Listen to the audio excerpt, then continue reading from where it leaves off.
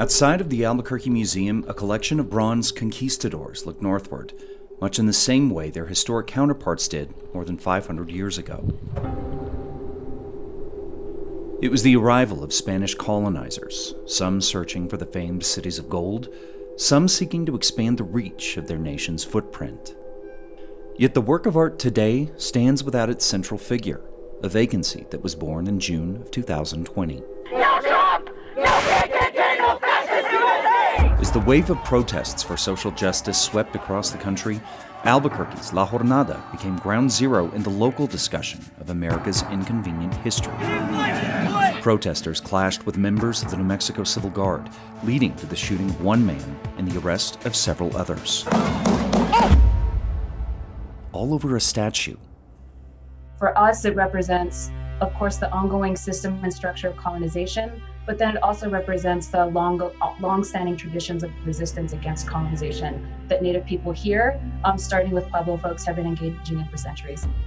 When Don Juan de Oñate and his exploration party set forth on their journey into the New Mexico territory in April of 1598, they came with the goals of expanding the Spanish Empire as well as Catholicism by establishing missions in the territory. He was one of the first Europeans to come here with almost 400 to 500 persons who literally wanted to settle into the New World and make an attempt, as clumsy and awkward and sometimes violent as it was, to coexist and literally integrate with that population. As they traveled up the Rio Grande, Oñate made land grants to his colonists, empowering them to enslave Native Americans. Tensions between the Spanish colonizers and Native peoples reached a tipping point when 11 of Oñate's men were killed by Acoma Puebloans in October of 1598. Months later, in the frigid temperatures of January 1599, Oñate ordered the pueblo to be destroyed, citing insurrection against the Spanish crown.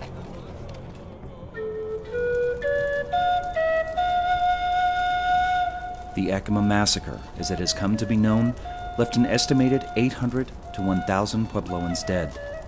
500 survivors were put on trial by Oñate, with men and women over 12 years of age forced into slavery for nearly 20 years. Some men, over the age of 25, had their toes amputated in a gruesome act of punishment. So the toppling of statues is a kind of truth-telling moment, I think, where we're being forced to reckon with what we have accepted as a truism in the public realm versus what actually has happened. The problem many have against monuments to historic figures like Oñate is that they tell only one side of the story, one that glorifies accomplishments and turns a blind eye to atrocities. That the realm of public history is incredibly powerful because what often happens in that realm is that certain versions of history or certain figures are glorified, they're honored, they're celebrated, right? When you celebrate a certain figure, you celebrate a certain version of history, what you're basically saying is that that is the version of history that matters more than any other understanding of history. For example, here at Carson Park in Albuquerque, many people may see the name and think of the heroic frontiersman who played a key role in the American expansion into California, fought off Confederate threats in New Mexico, and is buried in Taos. What they may not think of is the scorched earth campaign he led against the Navajo Nation and their subsequent imprisonment at Bosque Redondo, which led to more than 3,000 deaths of the Navajo and Mescalero Apache. In fact, in the summer of 2014, the city of Taos wrestled with the name of their own Kit Carson Park. It was temporarily named Red Willow Park, but ultimately lost the moniker after a 3-to-1 vote from city council members. Carson's name was restored to the park, with some saying the initial move to change it was a move of, quote, political correctness. The significance of what we recognize them as having contributed is something that's a little different than what the person did as a whole. Rafi Andonian is a historian and author of the book Creating Space for Conflicted Histories, which poses 4 questions he says lawmakers, city officials, and the public as a whole should ask in determining if monuments or memorials are appropriate. The first question is, why remember? That's really getting at the significance. What is the significance of what you're talking about here, what the story is? La Jornada aims to depict the arrival of Spanish settlers and the agricultural, spiritual, and technological influence they brought with them, an influence that is still felt throughout the Southwest.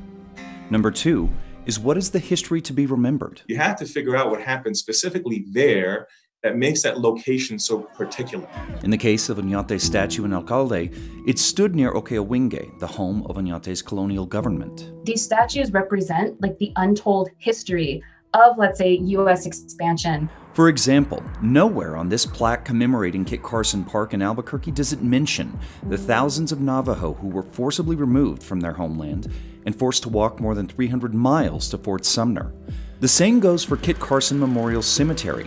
The historic marker mentions notable Taosueños that are buried there, the rebellion of 1847, and the death of Governor Charles Bent.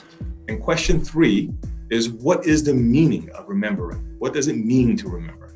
And that's asking more, what's your intention here? You can usually, are you commemorating? Are you celebrating? Are you glorifying? Are you condemning? Proponents of historical preservation argue that by removing statues like Oñate's, we're removing elements of public history from the larger population. To deny his influence and to deny the contributions that he made, even in terms of, as I said, animal life and technology, is a real disservice to this thing called history.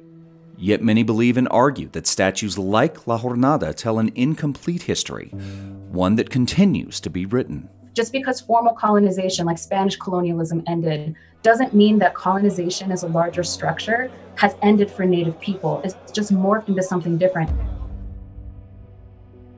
The last question in Andonian's book may be the most important when it comes to the proper way to confront the complicated history of New Mexico and the United States.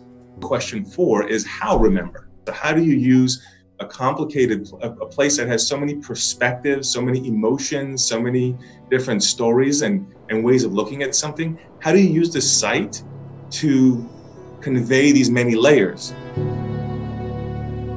The answer to this is the gray area artists, lawmakers, historians, and the public now must wrestle with. Public history and public art in a museum or in a plaza in Santa Fe, it's largely about the consumption of indigeneity and the consumption of Native culture. It is not about honesty, historical honesty.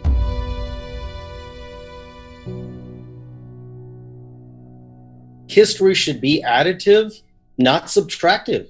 But what's missing is people actually getting together that have variant perspectives, that are willing to, as dispassionately as possible, have intellectual, verifiable, empirically verifiable conversations about these issues that are not easy to talk about. In a recent survey conducted by the city, more than 50% of respondents said they don't believe the statue in Albuquerque should be returned to its original location. Additionally, Albuquerque's Arts Board voted 7-2 not to restore the controversial effigy to its original location. The board's recommendation now moves to the City Council. With similar uncertainty, the Oñate statue removed from Alcalde sits sequestered, while the populace of New Mexico continues to grapple with the best way to tell public history in an unbiased and honest manner. If you want to have truth and reconciliation, if you want people to actually coexist, then you need to be really honest about the kinds of violence and the ongoing colonialism that Native people in particular experience in this state.